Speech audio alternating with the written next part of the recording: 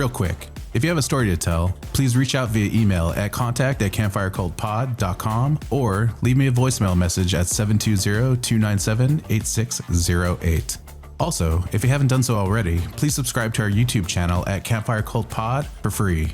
It'll really help us reach listeners just like you. If you want to become a Patreon cult member to get extended episodes and other full Patreon-only episodes, you can sign up at patreon.com/campfirecultpod for only $5 a month. And finally, if you don't mind, please share, rate, and review wherever possible.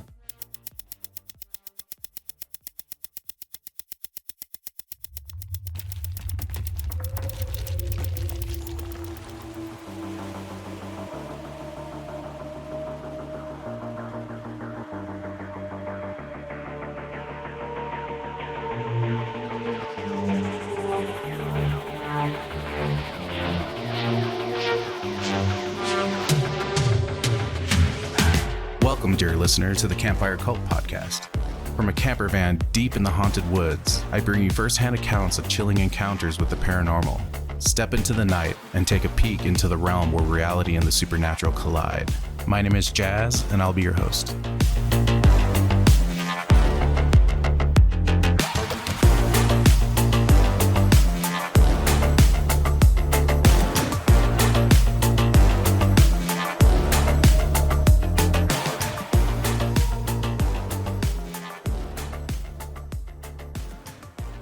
Welcome back, campers. Tonight, I invite you to plunge into a double dose of uncanny dread, two chilling journeys into the shadows that toy with what's real and what's not. First, we crack open a classified file, a tale of secret agencies, inhuman threats, and a job where every shift could be your last. It's bureaucratic horror at its most unhinged, and if the mission doesn't kill you, the red tape just might. Then, a tale of perception run riot. A man cursed with chronic pareidolia, where wallpaper bleeds faces and shadows whisper secrets only he can hear. Yet, amid the horror, this uncanny gift becomes a weapon, until the world turns on him. A huge thanks to Saturdead for trusting me once again to bring their gritty, unnerving tales to life. Stoke the fire, sharpen your senses, and don't trust what your eyes think they see, because tonight, the invisible is real, and it's already in the room. Let's begin. First up, a new hire at a secretive agency uncovers horrors buried under bureaucracy, where the paperwork might be more dangerous than the monsters. Let's consider some hypotheticals. Let's say you got yourself a master's degree. Let's say that got you a job at a small branch of state government. Let's say you worked there for the better part of your early adult life. You built everything around that job. Got an apartment, moved in with your girlfriend, had an orange cat with, seemingly, a single brain cell. Life is good, right? Hypothetically. Then along comes a man. Says he works in conjunction with the federal government and the private sector. The guy reeks corporate. Got a suit with a custom cut. No labels on his clothes. Tells us that we're going to be working closely with a small department that has recently got a boost. Apparently, there's a need for expansion, and some people from my branch will be moving on up. Let's say that one of those people is me, hypothetically. All right, I'm gonna stop that. Sorry, it gets to me. You can safely presume that I've changed a couple of details to make myself less recognizable. I gotta get through the filters. I had to move from Milwaukee up to Superior. Sarah and I tried to make it work, but she couldn't leave the city behind. It came down to the choice between me and the rest of her life. It made sense for her to stay. Kinda pissed that she kept the cat though, that thing loved me. I started working at the DUC in September of 1998. At first, I didn't even know what the acronym stood for. It wasn't a matter of secrecy, but they had these stupid sayings plastered along the walls that people followed to a T. For example, water off a DUC's back. This was the standard operating procedure. Don't ask too many questions. Let your questions and worries drift right off, like water off a duck's back. They displayed this proudly in the lunchroom, with a picture of a duck peacefully sleeping by a pond. We worked in collaboration with other agencies in Michigan, Iowa, and Minnesota. Mostly Minnesota. I helped them develop software to codify reports of invasive ecological species. It would break down verbal reports with a bare-bones text-to-speech system, which in turn is transcribed and separated into categories. Categories were measured, analyzed, and turned into probability reports. Once information had been categorized, the most prominent reports would be sent to the department lead. Seems simple by today's standards, but back then, it was cutting-edge stuff. It was November 1999 when we finalized the first version of our system, lovingly named Daisy. Hours before the launch party, the department lead took me to his office, closed the blinds, and sat quietly across from me for about 2 solid minutes. This man, the department lead, was Thomas Rubin, a 67-year-old ex-drill sergeant with a penchant for the dramatic. Kept his head as bald as his lies. Having worked there for over a year, I thought I had a foot in the door by then. Turns out I was still on the outside until that very moment. Thomas poured me a shot, mint schnapps. "To a job well done," he said, raising his glass. I accepted the invitation and downed the shot. What the hell, right? "Do you have recurring nightmares? Seeing something strange at night? Those last few hours before the sunrise? Do the shadows gain a peculiar tint?" No, sir. "You're not a very haunted man, are you?" I am not, sir. "I can work with that. He poured me another drink. I can get you working on the real deal, but you're not going to like it. You're not going to like it one bit. That sound like a party to you?" I took the glass and studied it. Little sugar crystals swirling around, backlit from a lone computer screen. I downed the second shot and Thomas smiled. "Imagine a lighthouse, and whenever someone thinks about the lighthouse, it lights up. You with me so far? Yes, sir. And this lighthouse draws in all kinds of things from far and wide.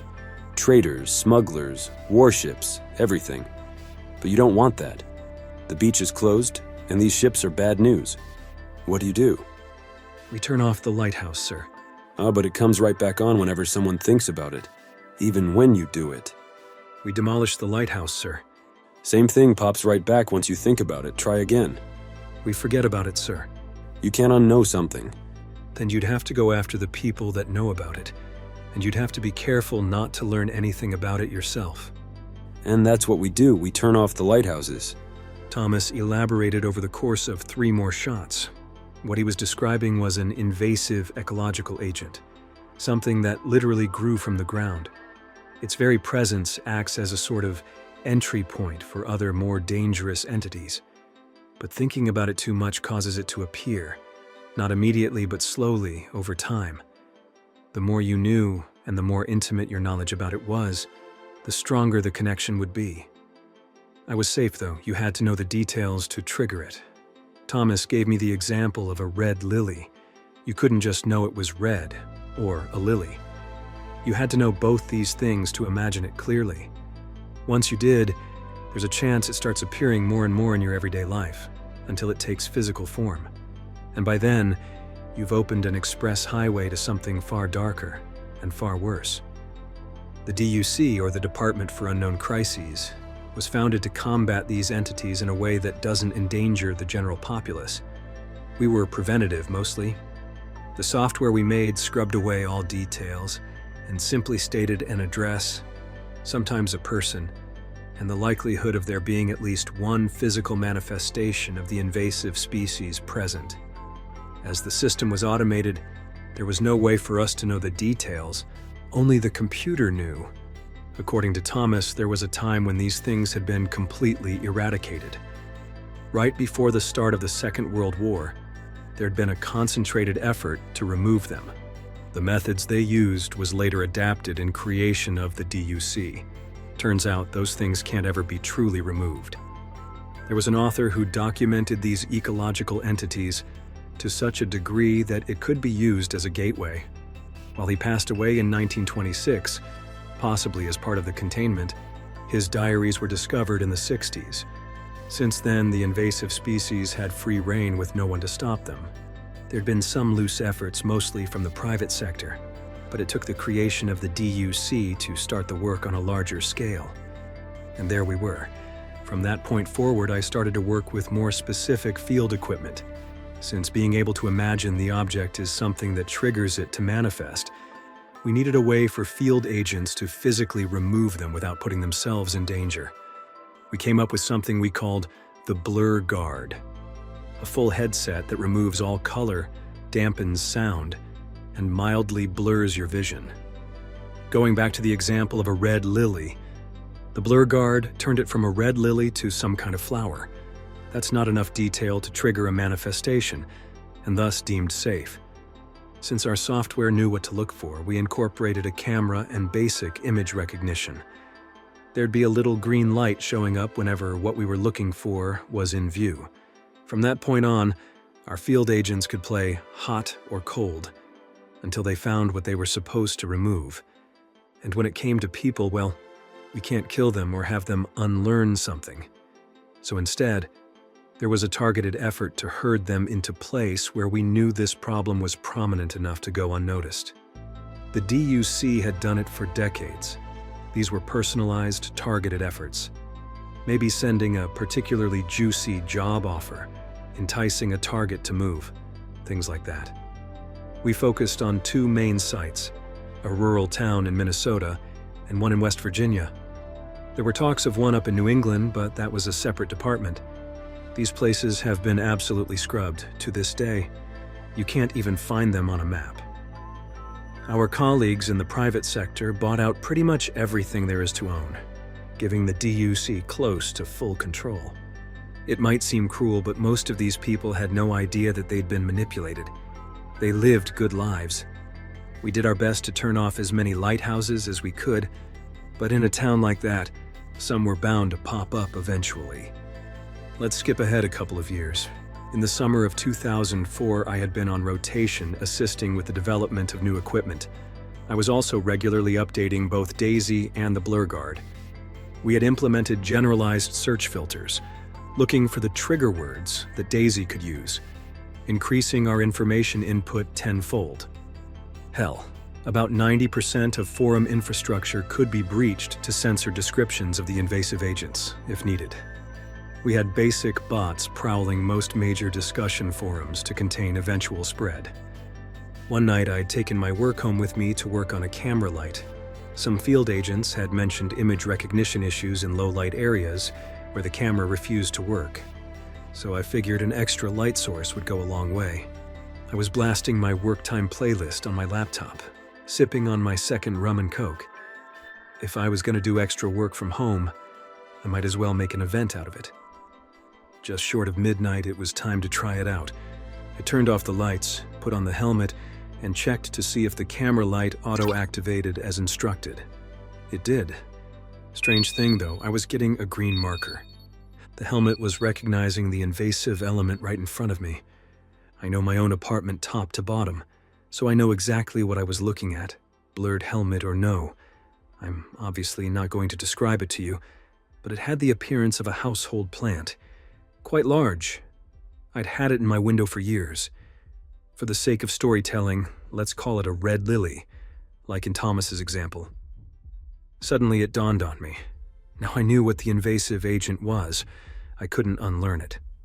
From that point forward, I was going to be a threat to the department. This was an invitation for red lilies to pop up out of nowhere, possibly making everyone aware of them. But first and foremost, they'd be a lighthouse for other things to come. I pulled the lily out of the pot, roots and all, and shoved it down the garbage disposal. I swear, the damn thing screamed. The empty pot was left on the windowsill. Moments later, my phone rang. Turns out my Blur Guard was actively connected to the DAISY system. It had probably sent out a report to the department lead with my name and address the moment it recognized the species.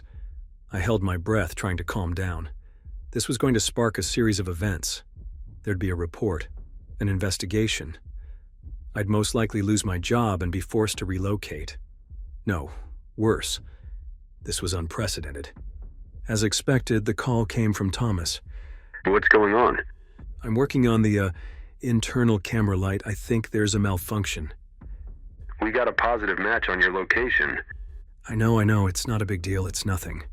We're gonna stick to protocol on this one. Expect 3 field agents on site within 15 minutes. Don't go anywhere. I pulled my hair. My hand wouldn't stop shaking. I usually get the shakes when I'm losing control. I figured I'd better remove all traces of the plant. Whatever parts were stuck in the garbage disposal, and whatever remained in the pot. Except when I looked back up, there was another red lily growing from the pot, almost exactly the same, like it had never left. I can't stress this enough, you can't unlearn things. You can't unremember something. I tried not to think about it, but that just made me think of it more. I fetched a Rubik's Cube from my desk to focus on something else, but as soon as that color showed up, my mind sank back to thinking of it. I got a garbage bag and threw the whole pot in along with the rest of the garbage. There'd be nothing left. I went room by room, looking for anything remotely resembling it, but there was nothing. So I left the apartment, intent on throwing it all away. But see, there's this communal garden project outside my apartment building. It was filled with these things. There were dozens of red lilies. My mind blanked and I could feel my pulse rising in my throat. This entire neighborhood could be compromised.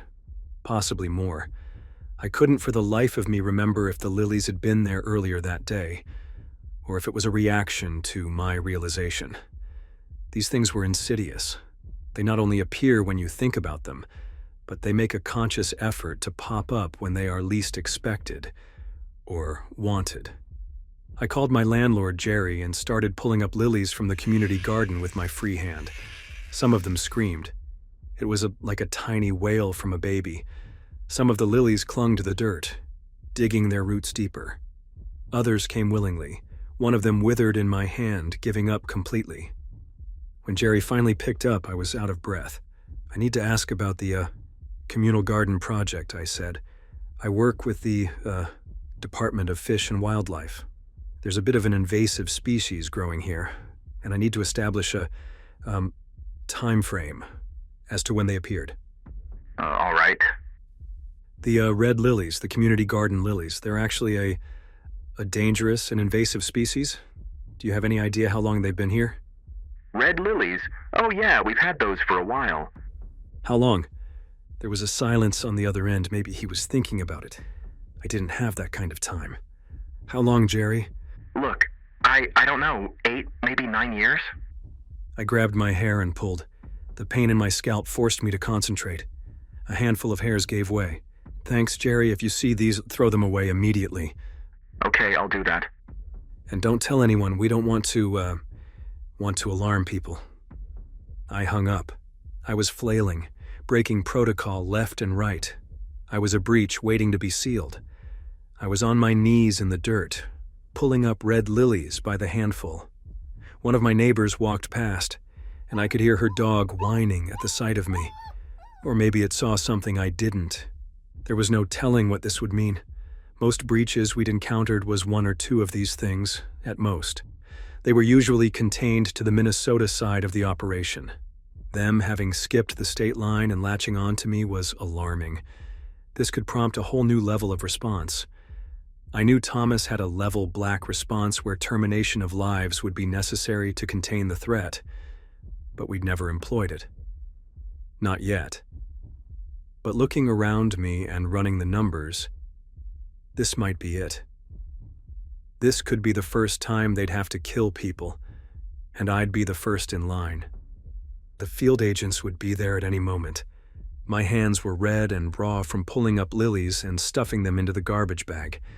I was so frantic that I grabbed everything that even remotely resembled them. Anything red. Anything lily-shaped. I tore up more than half the community garden in 10 minutes flat. I could hear a car coming. I couldn't take any chances. I looked over the garden again, couldn't see any of them, and sprinted to the garbage cans. The moment I'd thrown it all away, I saw headlights turning the corner. I recognized them. I brushed my hands off the best I could and shoved them in my pockets. A white hatchback with government license plates pulled up, and 3 people got out. I tried to stay calm. I tried not to think about red lilies. I tried to smile. I could tell that I was looking at Agent Estevez, Young, and Owens. I'd worked with these people plenty of times to prep them for excursion. Never to this extent, though, and never on this side of the states. They all fixed and activated their blur guard helmets. Rough night? Yeah, I nodded. Working on an update, the helmet kinda, you know. Sure. We'll just check out the apartment and be on our way. You mind waiting down here? No, that's fine. They turned on their image recog, synced their comms, and gave me a pat on the shoulder. We'll be in and out. Sorry about the trouble. I watched them ascend the stairway while I stayed out by the garden. I was going to make sure nothing popped up. If the agents just up and left, I could come up with a plan. I'd tell Thomas eventually, but I had to be clever about it. I had to assess the damage and spread to make sure I could trigger a quarantine rather than an eradication-level response. Still, looking around the apartment complex, there were probably hundreds of people living there. These things could have made their way into every single household, opening the way for pretty much anything. Not that I had the slightest idea of what that might be. I was lost in thought for the better part of half an hour. What the hell was taking them so long? Had they found one? I walked up the stairway and put my hand on the apartment door. It was quiet. It shouldn't be quiet. I got this sinking feeling like my body heat was leaking out of my feet. My mind started to race with possibilities. Maybe they left. Went to the wrong apartment? Maybe they're watching TV on my couch, having a beer, burning a red lily in the tub. Whatever they did, they wouldn't do it quietly, and this was quiet. I pushed the door open and was met with a chemical smell, like a moist mix of methanol and iron. It was strong enough to taste. "Estevez," I coughed out, "you guys okay in there?" No response. I stepped back out, gasping for fresh air. The smell burned my nose hairs. My eyes teared up as I tried not to sneeze. I didn't want to go back in. I knew it was bad. I could feel it in the pit of my stomach. Still, I didn't have a choice. I stepped back in and shut the door behind me. I turned on the lights. They'd been torn to pieces. There was blood dripping from the ceiling. 2 severed arms on the kitchen table. An armless, legless torso resting on the couch. The blood sinking into the cracks in the leather. The floor was covered in gore, torn straight from their bodies and left in the open.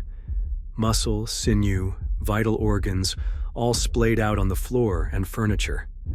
There was a single red lily in a brand new pot resting on the windowsill. There was a bright red handprint on the bathroom door. I gently pushed the door open, only to reveal the severed heads of Estevez, Young, and Owens, unceremoniously thrown into a pile on the floor of my shower cabinet. I don't know how long I stood there. My mind went completely blank. I could honestly not tell if it was real or a nightmare. For a moment, I was awash with this intense relief. It had to be a nightmare. It didn't make sense for something so terrible to happen so suddenly. It took me a while to realize that there was something looking at me from the bathroom mirror. I turned to it. My face wasn't there, just a dark space where my face ought to be. It was like staring into a hole, vaguely shaped like a humanoid. It followed my movements as I leaned my head left and right. We looked at one another in silence, hearing only the blood dripping from the living room ceiling. A trembling whisper burrowed into my spine. "Hello?" This was one of the things Thomas had warned us about. This was one of the ships that came to shore, following the lighthouse. One of the countless entities invited into my world, drawn in by this thing. That thing that ought not to be. I hate calling it a red lily. I want to scream what it is and have them torn apart. But I can't describe them, or they'll spread out of control. The longer I stared at the thing in the mirror, the more I understood. It was one thing to know about the red lilies. It was 100 times more potent to know exactly how they worked.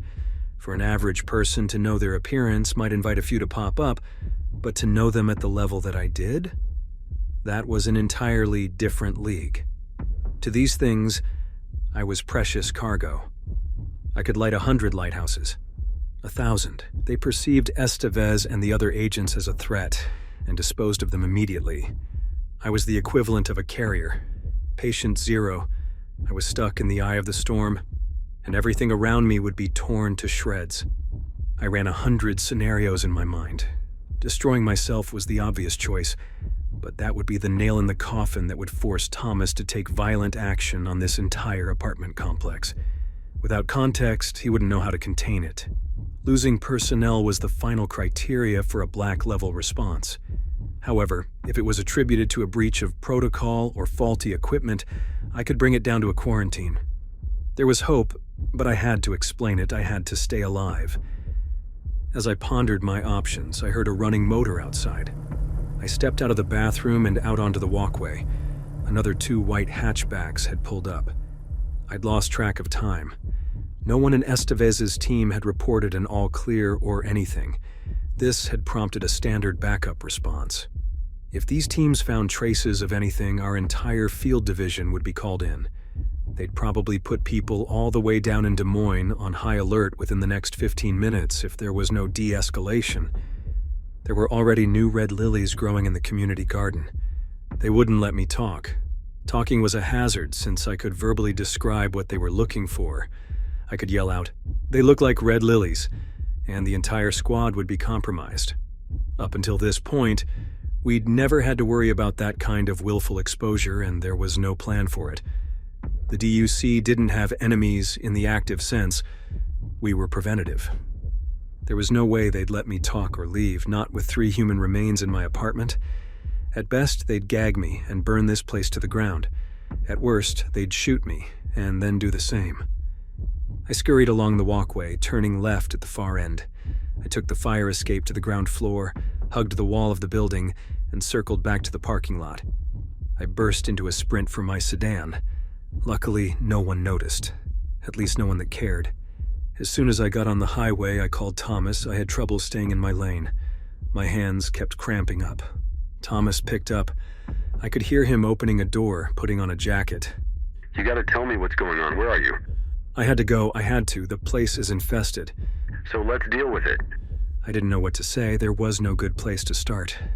I leaned back in my seat, tried to keep the car straight, and took a deep breath. There were flashes of red by the roadside. Could have been red lilies. The backseat was dark enough to hide a possible shape. I thought I saw an outline in the rearview mirror, but it might have been my mind playing tricks. Stay where you are. I'll have someone pick you up and we'll deal with it. I can't, I said. It's bad, Thomas. It's real bad. How bad are we talking?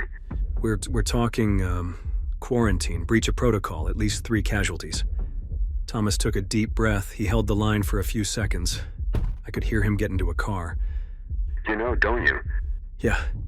They're everywhere. I can't stop seeing them. Don't tell me anything, nothing. I shouldn't be talking to you. He was right. Talking to someone like me who knew was like trying to pet a rattlesnake. It could all be over in a snap. We gotta bring you in. What are you gonna do? Did we lose people? Estevez's team, something came through. Jesus Christ, are you saying you're causing manifestations? I don't know. But you do know. You, if anyone, knows, so tell me. Looking back in the rearview mirror, I knew there was something riding along. Something that had caught on to me. Something that had stepped into our world, following the light of the red lilies. There was no point in denying it. I'll figure it out, I said. I'll deal with it. Before Thomas got the chance to object, I turned off my phone and chucked it out the window. I drove for the better part of an hour before a familiar sound snapped me to attention. Whatever surface-level plans I'd made in my head dissolved completely.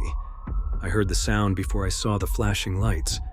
A siren. I was probably swerving left and right, trying to keep the car straight. No wonder I was being pulled over. This could get real bad, real fast. I thought about booking it and hoping for the best, but that'd just draw more attention to me. Instead, I found a secluded spot and pulled over. It was only as I pulled the handbrake that I remembered I'd been drinking earlier that night. I'd had about 2 rum and cokes. I'd completely forgotten about it. I tried to consider my options, but there was no time. I was told to turn off the engine, roll down the window, and place my hands on the dashboard. There were 2 officers, a man and a woman. I could barely hear them over my pounding heart. To them, it was a routine stop, but I was trying to save lives. They had no idea what kind of trouble they were in. I tried to wrap my head around it, to come up with something plausible that they'd understand. I could tell them I had a bomb strapped to me or anything, but there was no time. I hadn't even heard them asking for my license and registration. I could feel a flashlight shine on my face, but I barely registered it. They asked me 3 times, and then they changed tactics. Sir, we need you to step out and place your hands on the hood of the vehicle. I fumbled my response. "There's something in the car," I said. You gotta be careful, there's... Sir, is there currently a weapon on your person? Something that can puncture or wound my partner? A pencil, a knife, a sharp set of keys? No, listen, you gotta step back. There's something in... My thoughts blanked. There by the side of the road I saw one. A red lily, clear as day, growing through the cracks in the pavement. Sir, I need you to cooperate with me. Have you been drinking tonight? I couldn't take my eyes off the red lily. It was like a reminder that this was already over. That my fate, and theirs, was sealed the moment we met. Dead men walking. "Please," I whispered. "Let them go." For a second, I thought that might do it. I was willing to listen, to give in, if that's what it took for these people to live. The red lily knew. I know it knew. But like a lighthouse, it can't help but to shine, and to bring ships to shore. And with that, a familiar tremble rose in my stomach. There was a flicker as one of the light posts went out. I closed my eyes, trying to keep the tears in. The officer to my left started screaming. I heard a gunshot, but muffled, as if fired into something at close range. I heard fabric being torn, then flesh, then sinew and arteries. No one ever told me it was possible to discern the sound of marrow separating from breaking bone, but now I can't stop hearing it. Primal animalistic screams, a programmed response in our biology to alert other humans to stay away, to run. Splotches of blood rained down on the concrete and the hood of the car. I could feel something warm spatter across my face and run down my cheeks. The scream stopped. I'd sunk to my knees. I looked like a crying altar boy, praying for it all to stop. When I finally forced my eyes open, the world was red with blood. In the flicker of a dying light post, I saw something vaguely human drop the sundered remains of a torso. It followed my head movements, left to right, mimicking me. I could tell it was proud, like a dog bringing back a stick to its master. I stumbled to my feet, leaning against the car to steady myself.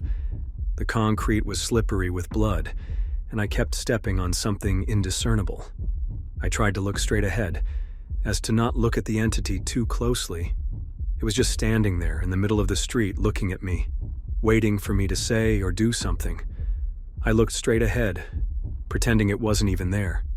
The car took a few turns of the key to start.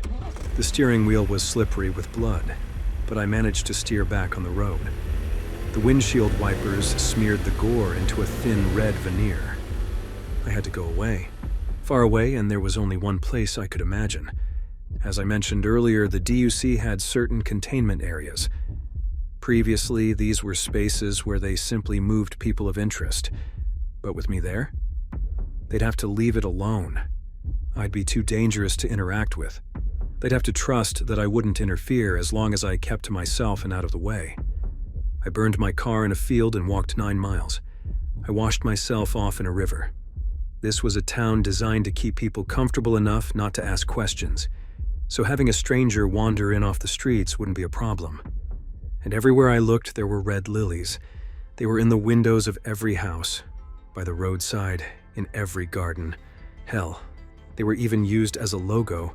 I'd seen that logo 100 times. Maybe they had no idea what it meant.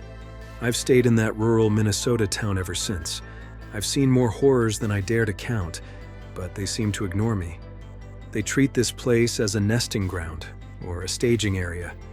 Considering how many of them there is, I'm astounded that anyone is still alive. DUC has declared this entire town a hazard. I've tried getting in touch with Thomas again, but all my attempts at communication with the outside world has been censored. If this, by some miracle, gets through the filters, I urge the DUC to get in contact with me. I want to be an asset. I want to help turn off the lighthouses. And as for everyone else, the best thing you can do is to stop asking questions. Don't question the armed men with strange helmets.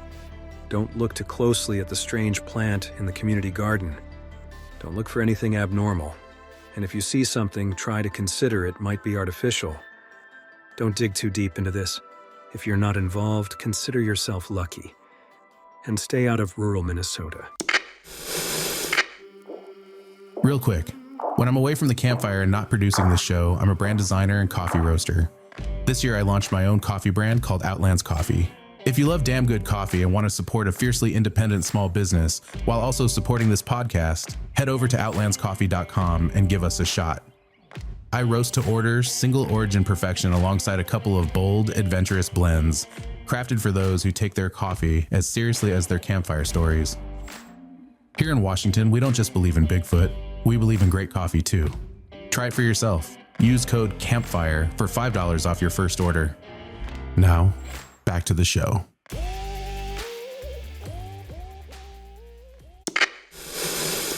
For our next narrated tale, a man with a rare condition is hired to see what others can't, but what he finds hiding in plain sight might not let him leave.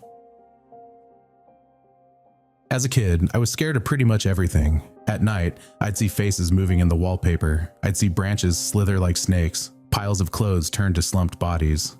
Lamps looked like heads, and the front of cars grinned at me with sinister intent. I could also hear them. A creaking door would sound like a groan, the wind would scream, and floorboards would breathe heavy sighs. To me, there were ghouls, ghosts, and monsters around every corner. Needless to say, I was a nervous kid. Turns out it wasn't just an active imagination. I have a condition. It basically boils down to chronic overactive pareidolia. You know, that thing where you can see faces in cars or shapes of people in trees. It's a sort of defense mechanism that humans have evolved to notice camouflaged creatures like jaguars and snakes, and to discern the sounds of encroaching predators. But to me, it is about 16 times more noticeable than what is normal for the average person. I see things everywhere, all the time. Of course, there were treatments. By age 12, I had tried 6 different regimens over a total of 4 years, and the side effects were brutal. Some would make me irritable, while others would make me hyper-focused. One type of medication just straight up put me to sleep. By age 18, I thought I'd never get a job. I was barely dragging myself through school, and there was no way I'd make it through college. I was on a course of drugs that barely kept me together, but they gave me these awful tics. I'd drop things, I'd wake up in the middle of the night, my leg would shoot out and trip me. I was a mess.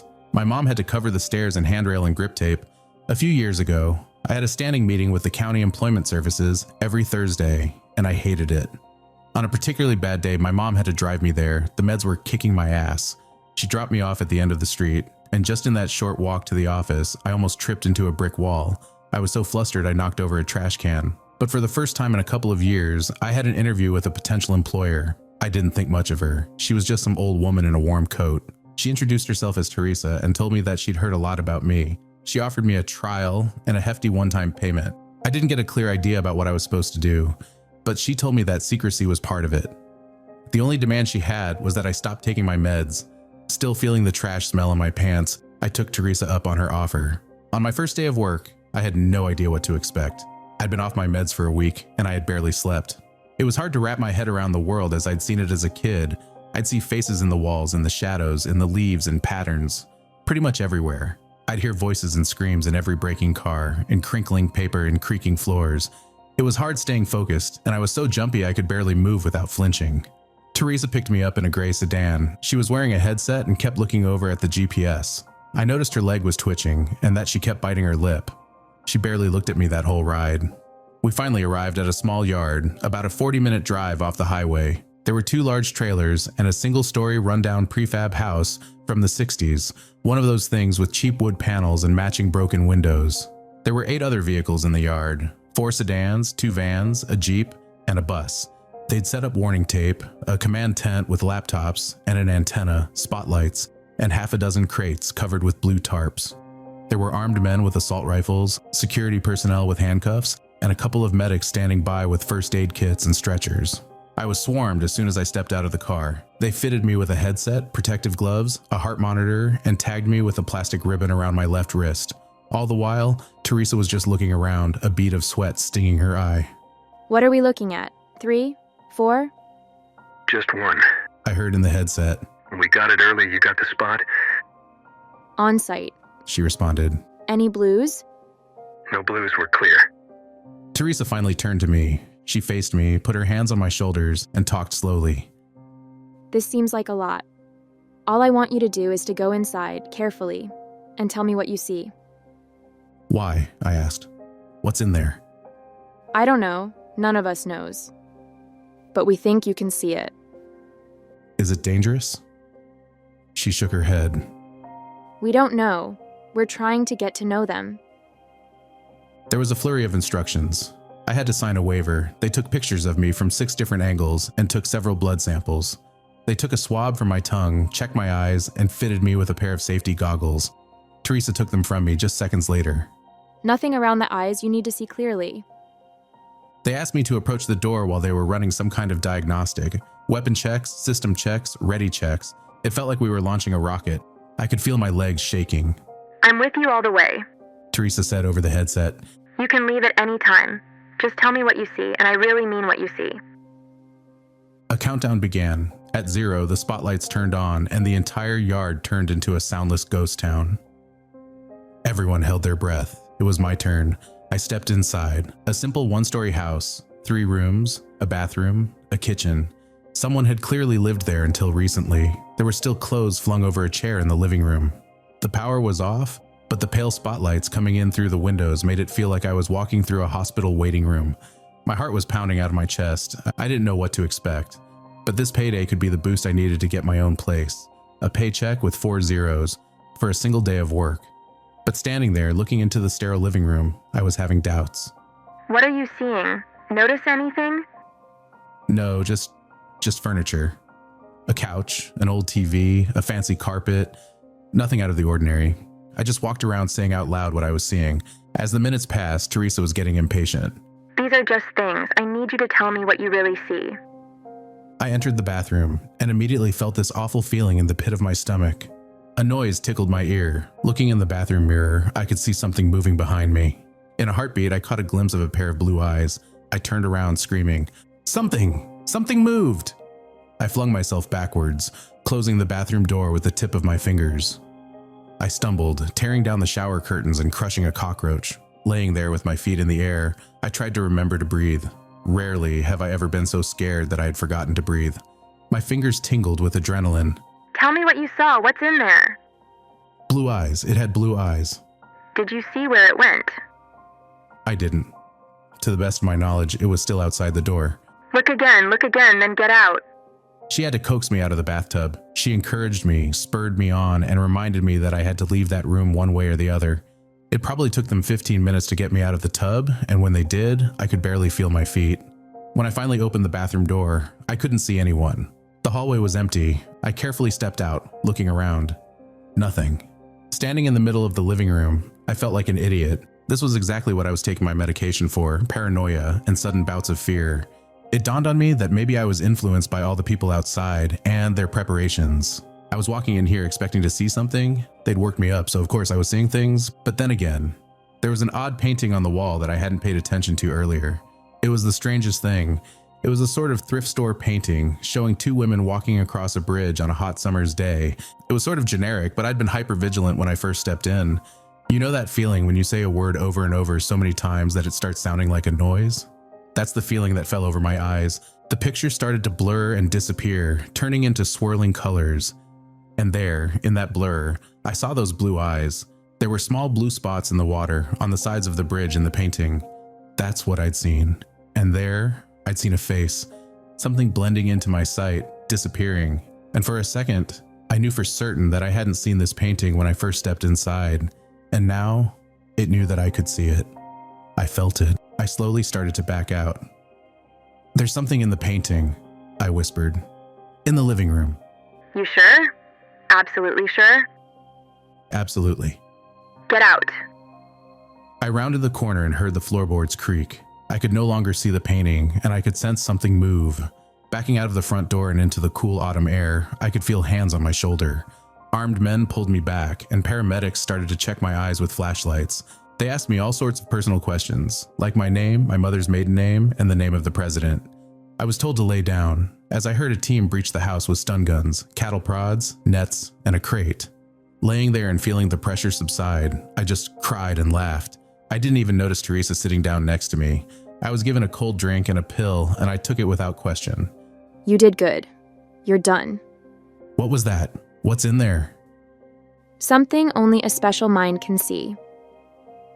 That was my first time working with Teresa. Over the coming years, I would be called in about once or twice a month, and the pay I got from those few days was enough to get me out of my parents' house. Teresa would check in with me weekly, and I had to submit to regular checkups. But more often than not, I was completely off the leash. I started to learn a bit more about the company I was working for and what they were doing. I started getting payments from Hatchet Biotechnica, a subsidiary of Hatchet Pharmaceuticals. My official title was contractor, a title that was repeated like a name. Teresa started going into greater detail on what to look for and how to act, but that first mission was a sort of test to prove myself. I had no idea what I was actually proving, but it felt like my tendency to discern patterns and see dangers helped me along. I learned a bit more about their procedures. For example, they were adamant about checking for blues. This meant surveying the nearby area to look for some kind of infection, usually taking the form of miscolored flowers. Most often blue, but not always. Sometimes tulips, most often sunflowers. Once they just found a bunch of teeth sticking out of the wall. Whenever they checked for blues, this is what they would look for, something overtly strange and unnatural. When something like this was found, the whole mission would be called off, and they would use controlled explosives to just take out the entire area. In more populated areas, they'd set up tents and use flamethrowers.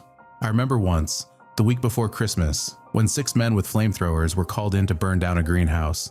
I'll never forget the way the flames reflected off their visors. To them, it all just looked like flames, but I saw something else. I saw bodies writhing in the flames. I heard screams in the shattered glass, and in the charred remains of melted plastic, I'd see pained faces glaring at me with hateful black eyes.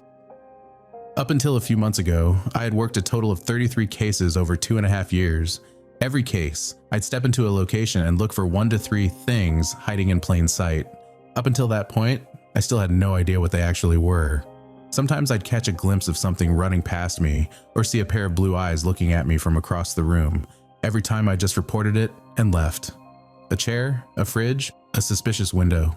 Hell, once it was a music box. This time we were just coming up to a house. It was a rainy autumn evening, and the area was already set up when we got there. I saw a for sale sign knocked over by one of the Jeeps who'd taken a wide turn. I got suited up. Blood samples, plastic wrap, all that jazz. It was set up to be just another job. Although I was still nervous, I was getting better. No blues? None, Said one of the armed men. we're looking at a single tango. You sure? First report said 6. Secondary reading says 1, we might have runners. Notify the Galapagos, put him on the hunt. She turned to me with a smile, tapping me on the shoulder. In and out, you got this.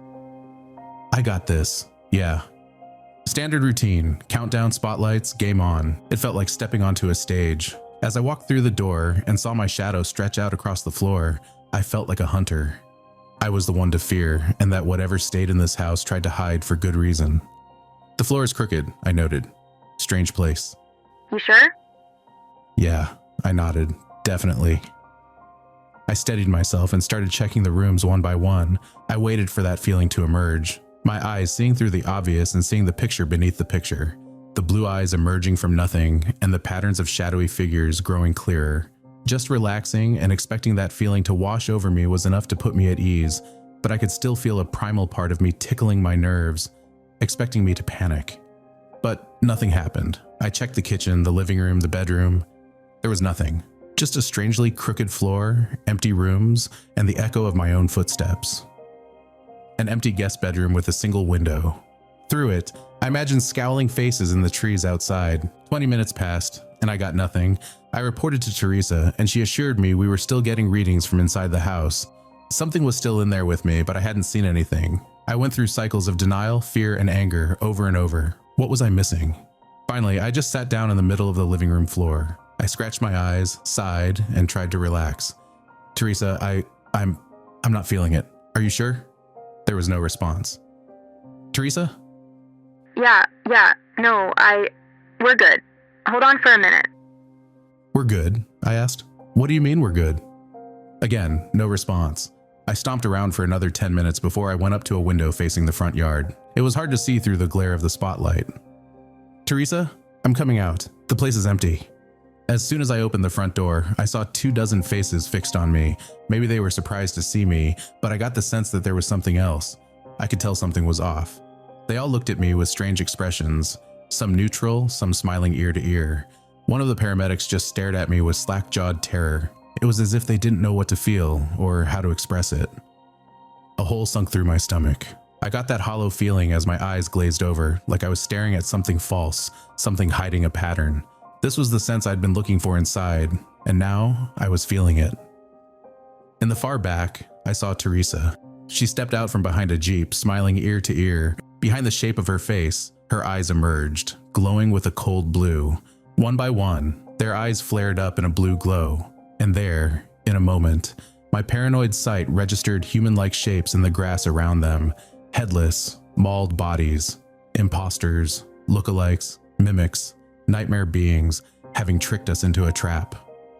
One by one, smiles started creeping across their faces, rows of impossibly sharp teeth hiding long tongues, their fingers growing longer, their necks elongating. They were losing their disguises and facing me, head-on, unafraid. Nothing was said out loud, not a word. But to me, it was as if the wind itself was screaming for me to run. I slammed the door behind me and ran. Faces were coming out of the walls, door handles turning into hands, grasping at my clothes, my distorted face reflecting in windows and mirrors with jawless grins. I couldn't blink. Every heartbeat, a new horror forced my eyes open. There were more doors than I remembered. There were more windows than there should be. The kitchen suddenly had a skylight, and there were 4 fridges. Countless paintings had appeared in the master bedroom, depicting cruel and blood-drenched horrors. They were already here, trying to surround me, and my mind was racing to remember what was real and what wasn't. Rushing to the back of the guest bedroom, I remembered there being only one window. Now, there were 2.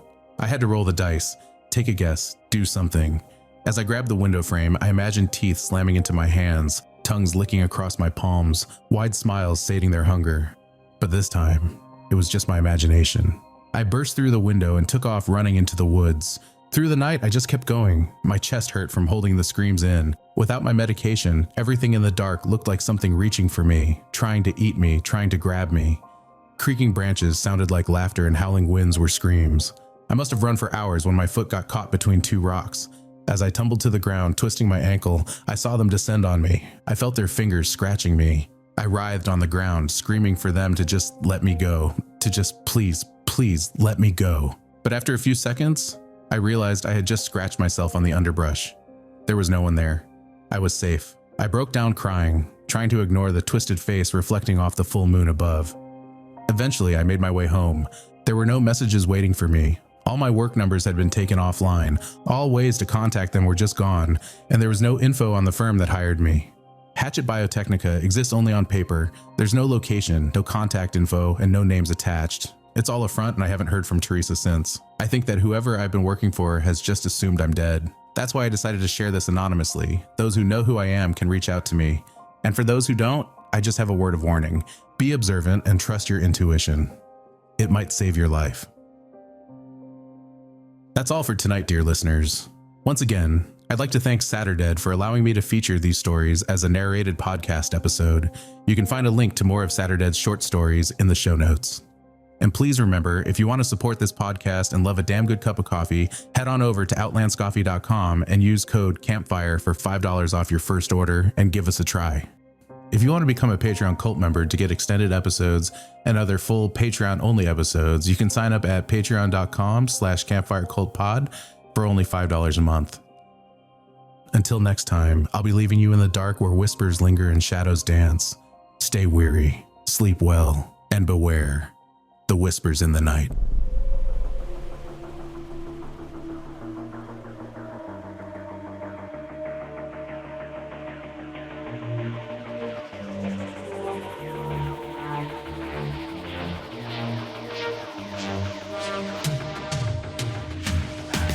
If you have a story to tell, please reach out via email at contact@campfirecultpod.com or leave me a voicemail message at 720-297-8608.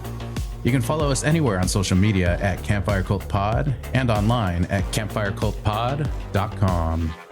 And finally, if you don't mind, please rate and review wherever possible.